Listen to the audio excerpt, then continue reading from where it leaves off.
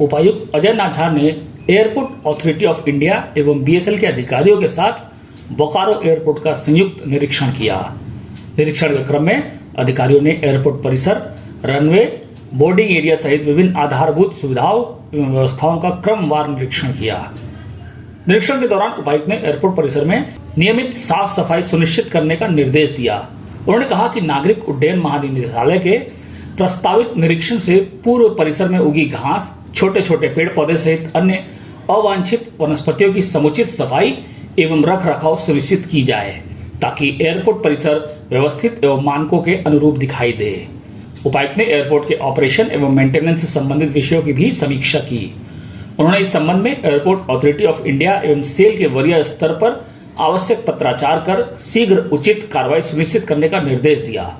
इस दौरान एयरपोर्ट के विकास, संचालन एवं रख रखाव से जुड़े विभिन्न अन्य बिंदुओं पर भी विस्तृत चर्चा हुई।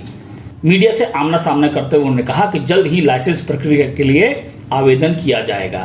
देखिए, अभी जो पोजीशन जो हम लोग फिजिकल वेरिफिकेशन कर रहे हैं इसका, तो ये फाइनल स्टेज में है और डीजीसी से लाइसेंस प्राप्त करना है। अभी आपने देखा होगा, जस्ट अभी डीजीसी से ही मैं बात कर रहा था, तो जैसे ही डीजीसी लाइसेंस हम लोगों को दे देती है, वी कैन स्टार्ट।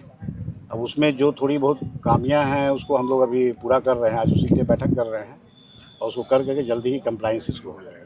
लेकिन सर जो टाइम लाइन फिक्स किया था उससे काफ़ी आगे बढ़ता जा रहा, तो मानते हैं कि कहीं ना कहीं कोई दिक्कत हो रही है? नहीं, ऐसी बात नहीं है। टाइम लाइन का कोई ये टाइम लाइन तो फिक्स होता है, हम लोग इस आधार पर करते हैं कि वर्क प्रोग्रेस के आधार पर करते हैं। तो वर्क प्रोग्रेस में बहुत सारा चीज़ होता है, बहुत सारी चीज़ें उसमें इश्यूज आती हैं, तो टाइम लाइन तो थोड़ा डिफ़र करता है। किसी भी एयरपोर्ट का, इतना बड़ा एयरपोर्ट अगर निर्माण हो रहा है तो इस निर्माण में जब पूरी तरह सुरक्षा का मापदंड को पूरा करने के लिए थोड़ी देरी तो जरूर हो गई है, लेकिन it will be done very shortly. अब इसको हम लोग बहुत जल्दी कर रहे हैं। उन्होंने बताया कि जब हम एक डेडलाइन तय करते हैं फिर उसी आधार पर वर्क प्रोग्रेस होता है और वर्क प्रोग्रेस ही सबसे इम्पॉर्टेंट चीज़ है। जैसे राज्य सरकार उस समय बहुत सारे काम ऐसे ऐसे छोटे छोटे थे जो उसको पूरे कराए जाने थे, वो सारे काम लगभग पूरे कर लिए गए हैं। अब सिक्योरिटी की वेटिंग होती है, फिर डीजीसी का इंस्पेक्शन होगा।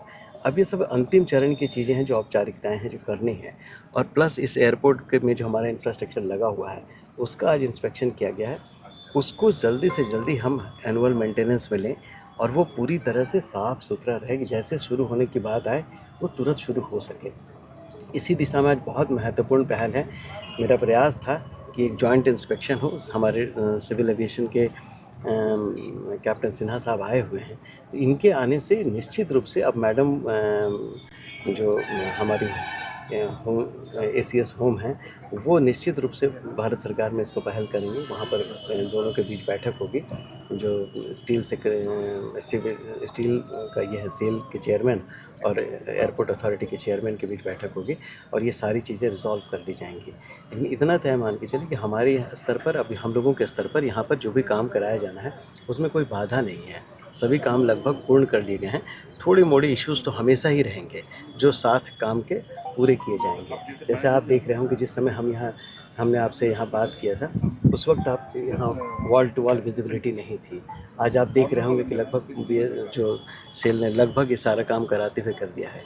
एयरपोर्ट अथॉरिटी भी इस बीच में काफ़ी सक्रिय हुई और उन लोगों ने भी अपना काम किया है। तो ये काम प्रगति में है, लेकिन अगर इसमें कहीं कोई बाधा आने वाली बात जैसे आ रही है, आप लोग सुन रहे हैं या क्या सोशल मीडिया पर या इस तरह की चीज़ें चलती हैं, तो वो अंदर के लोगों का जो प्रतीक्षा है, लोग जो चाहते हैं कि जल्द से जल्द हो, इसी रूप में है। पर किसी भी चीज़ को इसी फ्रेम में देखना चाहिए कि कैसे हम इस बाधा को दूर कर सकते हैं, और वो प्रगति बाधा जो है लगातार इंस्पेक्शन, लगातार बैठक, इन्हीं चीज़ों से दूर